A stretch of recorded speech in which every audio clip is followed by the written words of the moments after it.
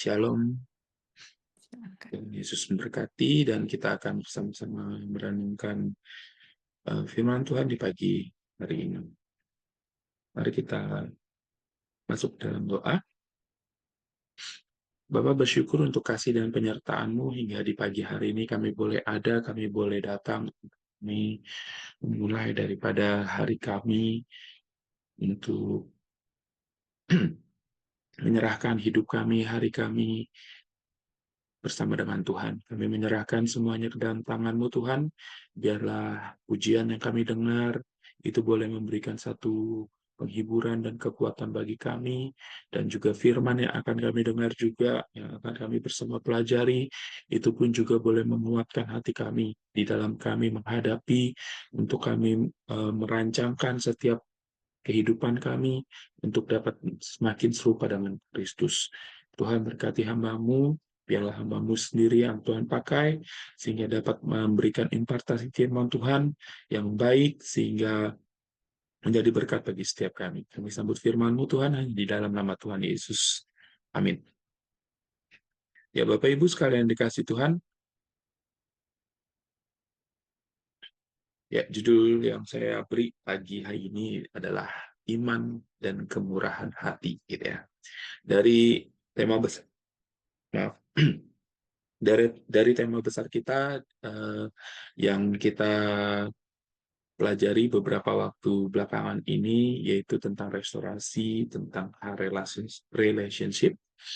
Nah, di sini ingin mengajarkan kepada kita tentang bagaimana itu berdampak atau berasal atau bersumber daripada iman kita, yang akhirnya menghasilkan satu kemurahan hati di dalam kehidupan kita yang bisa kita kerjakan di dalam kehidupan kita. Nah, bacaannya di dalam Lukas pasal 6 ayat 27 sampai 36. Saya akan membacakannya untuk kita.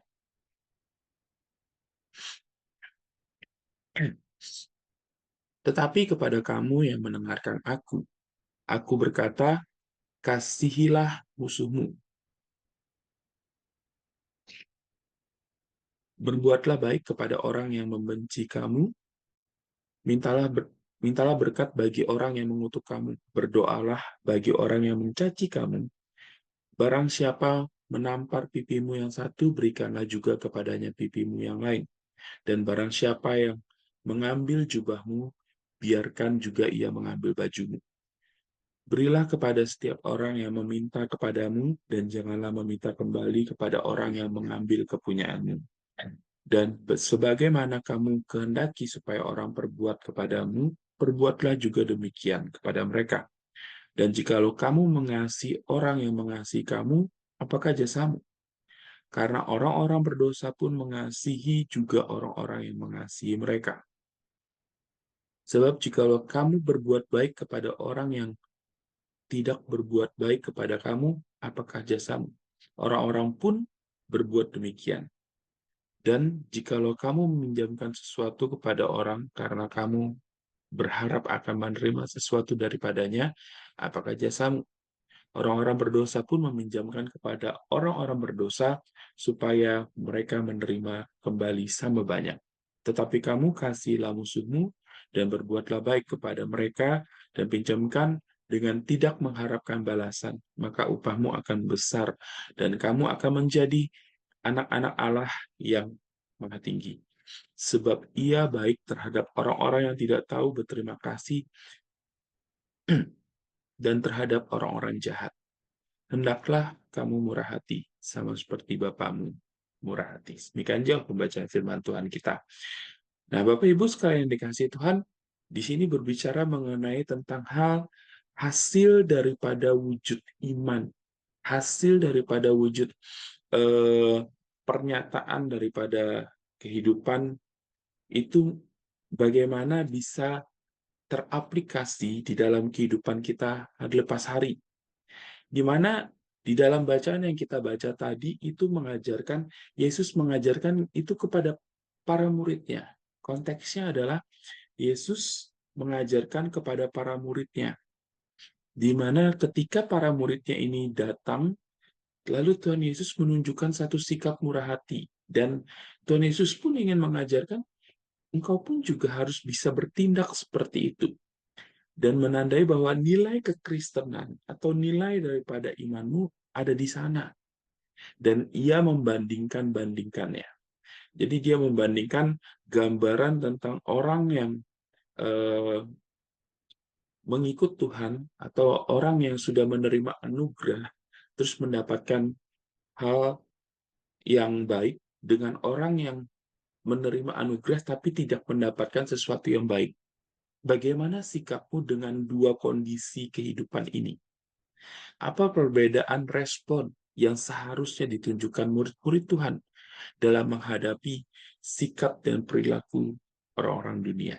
Nah, Bapak Ibu sekalian dikasih Tuhan, Tuhan Yesus mengajarkan ini kepada para muridnya bukan hanya sekedar sebagai mengingatkan gitu ya, bukan hanya sekedar sesuatu hal yang kamu adalah muridku, ayo harusnya kamu berperilaku seperti ini. Enggak, tetapi Tuhan Yesus melakukan ini semua karena melihat kondisi, melihat situasi pada saat itu dan saat ini juga gitu ya, di mana orang-orang melakukan kehidupan mereka atau melakukan relasi di dalam antara satu orang dengan orang yang lain, itu adalah yang mereka kerjakan, yang mereka lakukan kepada orang lain itu kecenderungan akan terjadi adalah sesuatu timbal balik.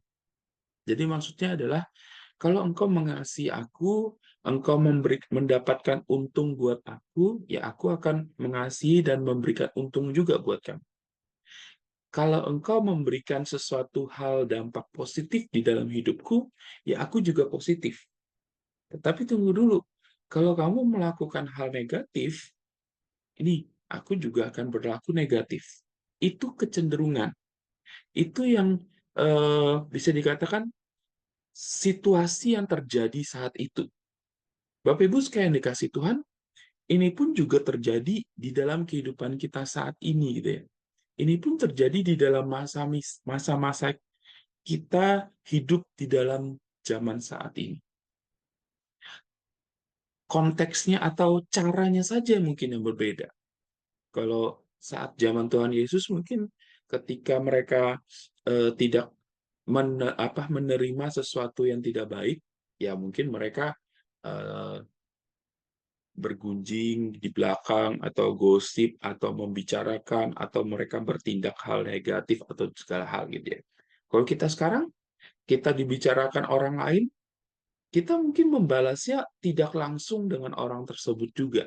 Kita membalasnya di media sosial. Kita mempostingnya di media sosial. Kita eh, tidak langsung dengan orang tersebut yang bermasalah, tapi kita akhirnya mencurahkan semua kekesalan kita, segala hal yang ada di dalam hidup kita, itu kita posting di media sosial, di status kita, di Facebook, di IG, ataupun juga di TikTok, dengan bahkan live, gitu ya, live streaming, tapi isinya semua curhatan. Nah, Bapak Ibu sekalian yang dikasih Tuhan, itu yang Tuhan Yesus ingin tegur. Jadi bukan hanya mengingatkan kepada para muridnya, ini loh tugas, ini loh sebagai sesuatu hal yang harus kamu kerjakan, sebagai identitasmu, sebagai murid daripada Kristus, tetapi juga teguran. Berarti kalau mengingatkan sesuatu yang belum terjadi, diingatkan, tetapi kalau teguran adalah sesuatu yang belum terjadi juga, tapi ada juga sebagian yang sudah terjadi. Itulah ciri-ciri yang Tuhan Yesus berikan. Karena ciri-ciri sebagai murid daripada Kristus, anggota daripada kerajaan Allah itu. Yang pertama yang perlu kita ingat, yang Tuhan Yesus ajarkan di ayat yang ke-27.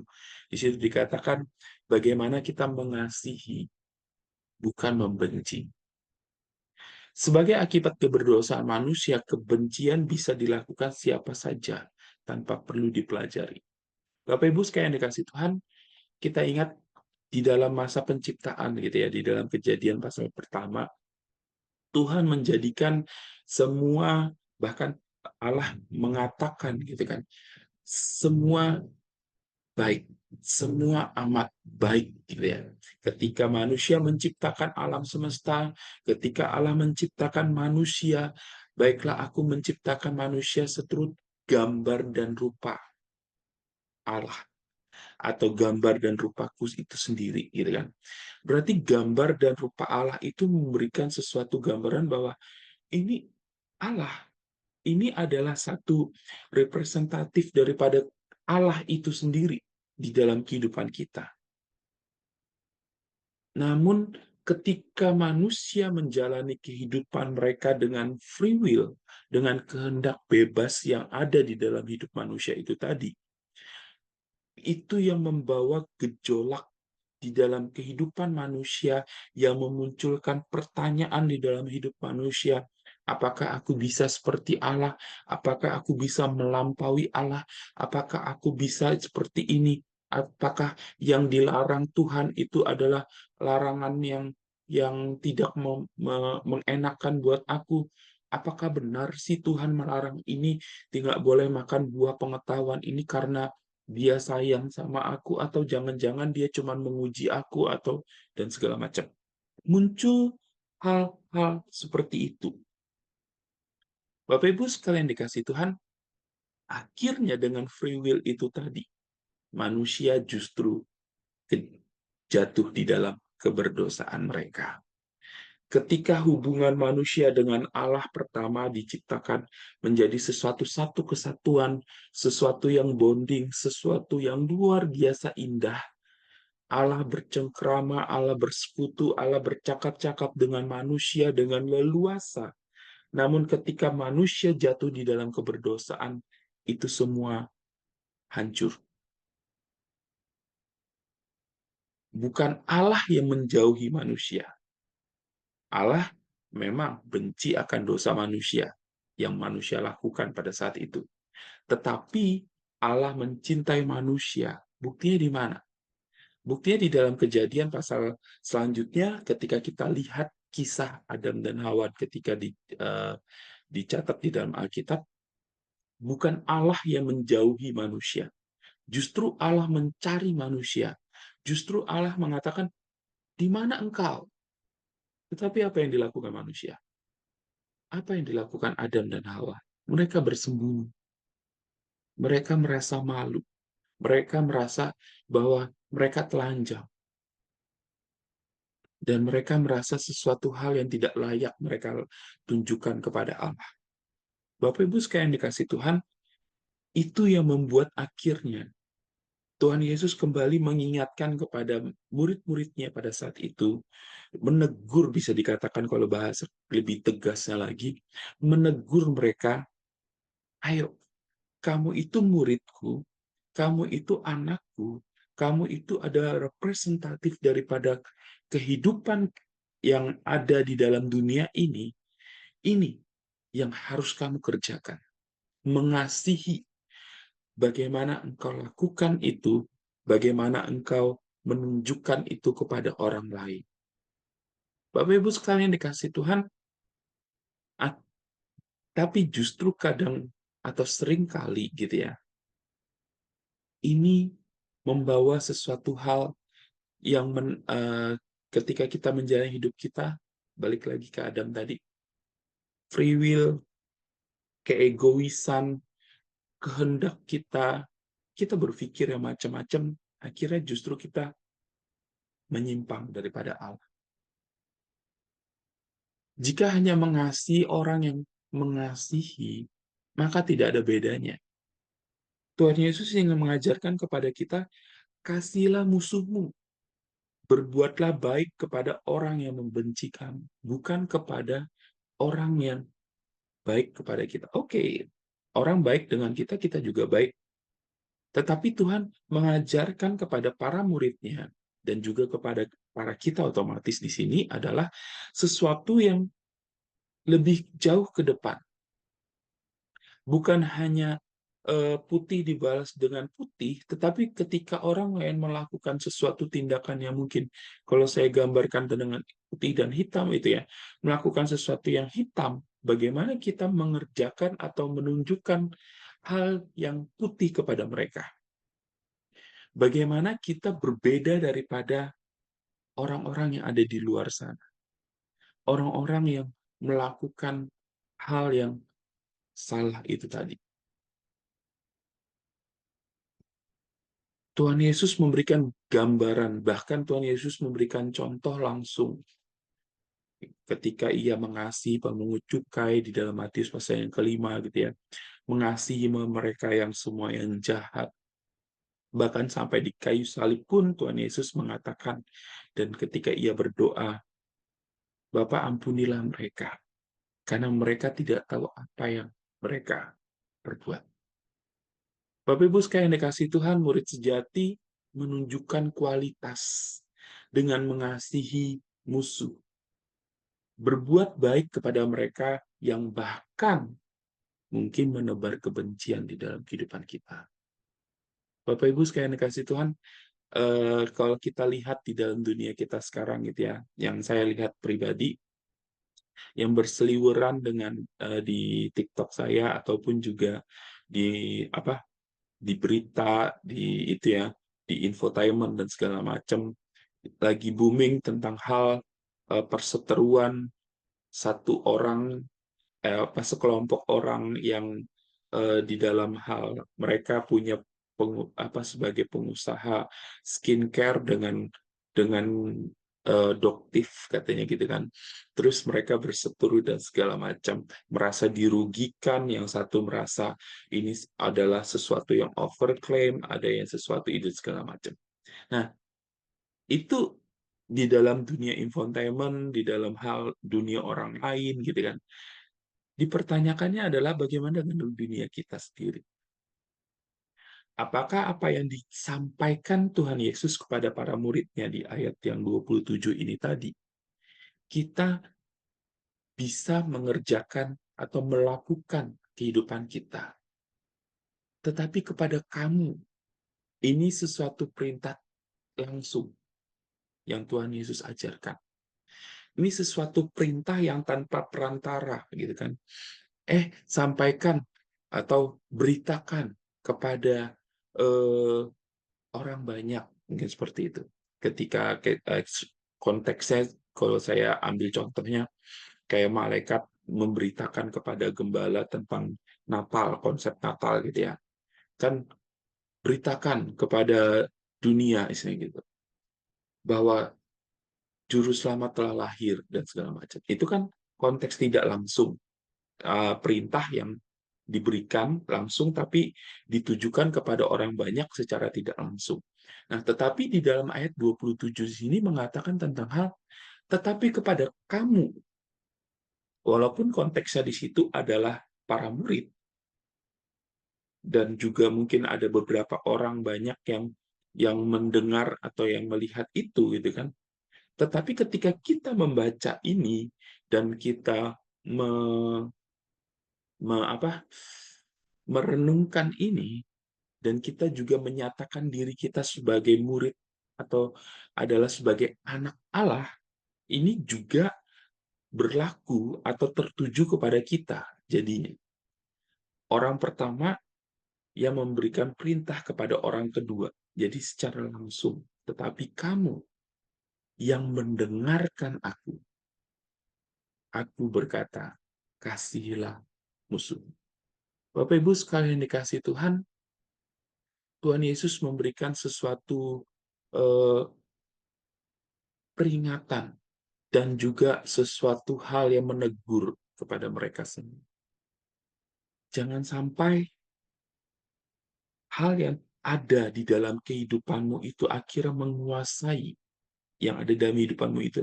Keegoisan, emosi, dan segala hal yang ada dalam hidupmu yang negatif itu tadi menguasai, akhirnya mengendalikan dirimu, dan engkau jatuh di dalam keberdosaan.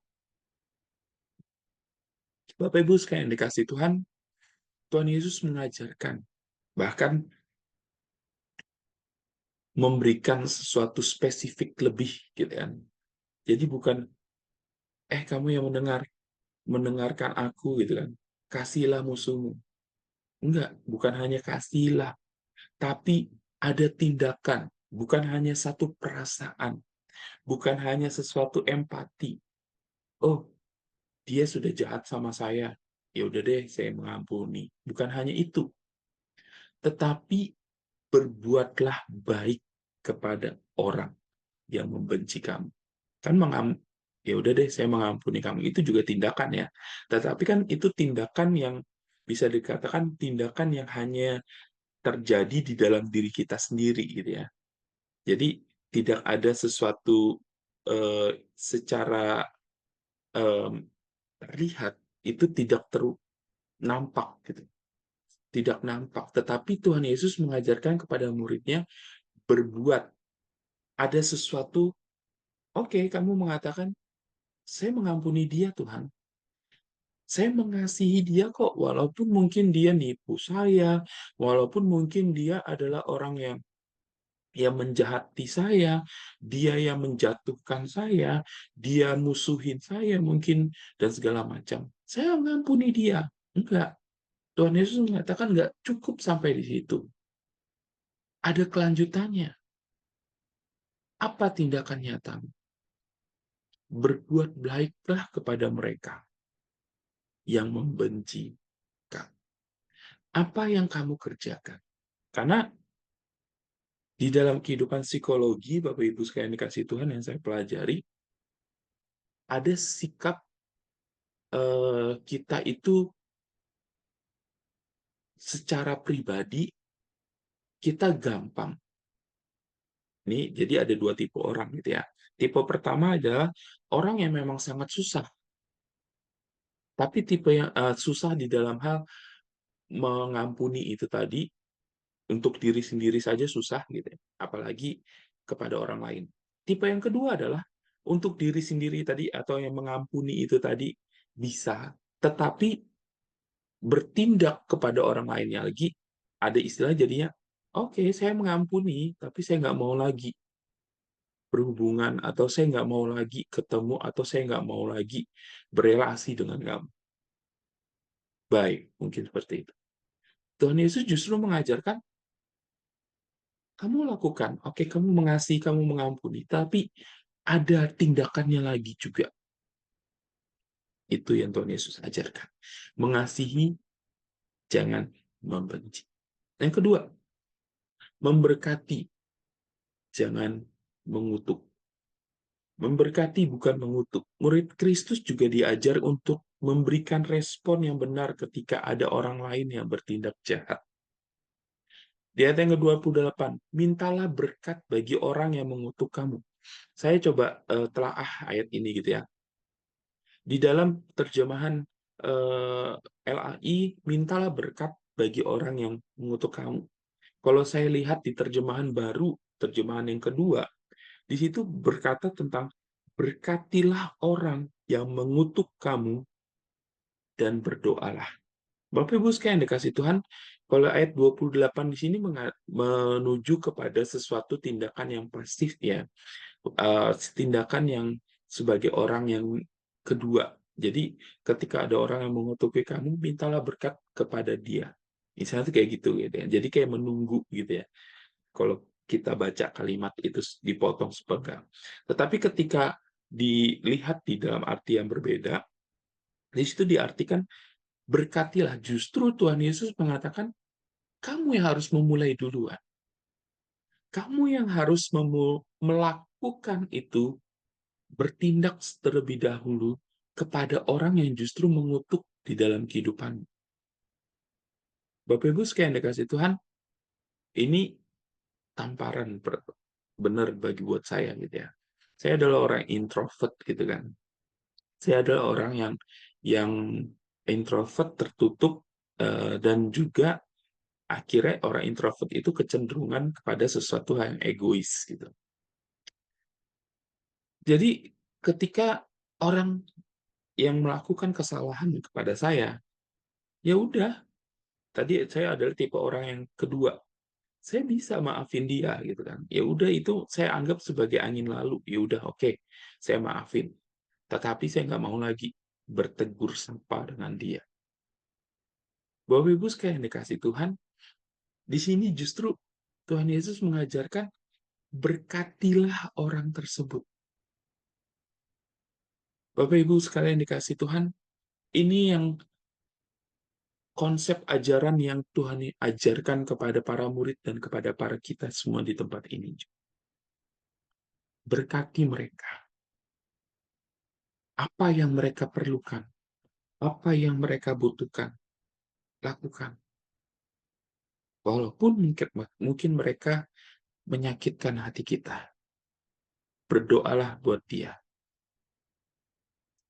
Saya susah untuk ini gitu ya. Saya eh, ketika saya mempunyai relasi, saya punya masalah di dalam relasi itu, saya akan cenderung menarik diri gitu. Menarik diri karena memang tipikal saya adalah introvert yang menarik diri itu. Ditambah lagi saya akan menyimpan itu di dalam kehidupan saya. Tapi justru firman Tuhan pagi hari ini mengingatkan, justru menampar saya kembali. Ini loh yang harus kamu kerjakan. Tindakan memberkati bagi mereka yang telah memberikan kutukan kepadamu. Kutuk dosa telah dipatahkan Kristus. Jadi tujuan kehidupanmu itu bukan memberikan kutuk, tapi justru memberikan berkat kepada mereka. Ketika tujuan hidupmu atau kutuk masih keluar di dalam kehidupanmu, berarti justru bukan Kristus yang ada di dalam hidupmu. Karena kutuk dosa itu sudah dipatahkan oleh Kristus. Tindakan berikutnya adalah bagaimana kita bisa mendoakan dan kita bisa bertindak secara positif di dalam kehidupan mereka. Hal yang ketiga yang Tuhan Yesus ajarkan kepada para muridnya dan kepada para kita semua di tempat ini. Merelakan, bukan menuntut balas. Ada kalanya di dalam hidup kita itu mundur, bukan berarti kalah. Maju, bukan berarti menang. Ini istilah-istilah yang saya ingat gitu ya. Petuah-petuah di dalam hidup saya yang mundur bukan berarti kamu kalah, bukan berarti kamu lemah. Tapi ketika kamu fight di dalam masalah kehidupanmu dengan orang lain, dengan relasi, ini konteksnya adalah relasi ya, tapi bukan berarti juga kamu menang untuk hal itu. Ayat 35, saya nyolotinya di sini. Tetapi kamu kasihilah musuhmu dan berbuatlah baik kepada mereka. Pinjamkan dengan tidak mengharapkan balasan, maka upahmu akan besar dan kamu akan menjadi anak Allah yang maha tinggi. Nah, Bapak Ibu sekalian dikasih Tuhan, konteksnya adalah sesuatu hal yang kita kerjakan, yang kita lakukan kepada orang lain, tapi ternyata orang itu nggak tahu terima kasih buat kita. Tetapi Tuhan mengajarkan kepada para muridnya tentang bagaimana engkau tidak mengharapkan itu. Tidak aku itu sudah bantu kamu loh. Mungkin kita pernah dengar atau mungkin kita mengalami sendiri. Kalau nggak karena aku, gereja itu nggak mungkin bisa berdiri.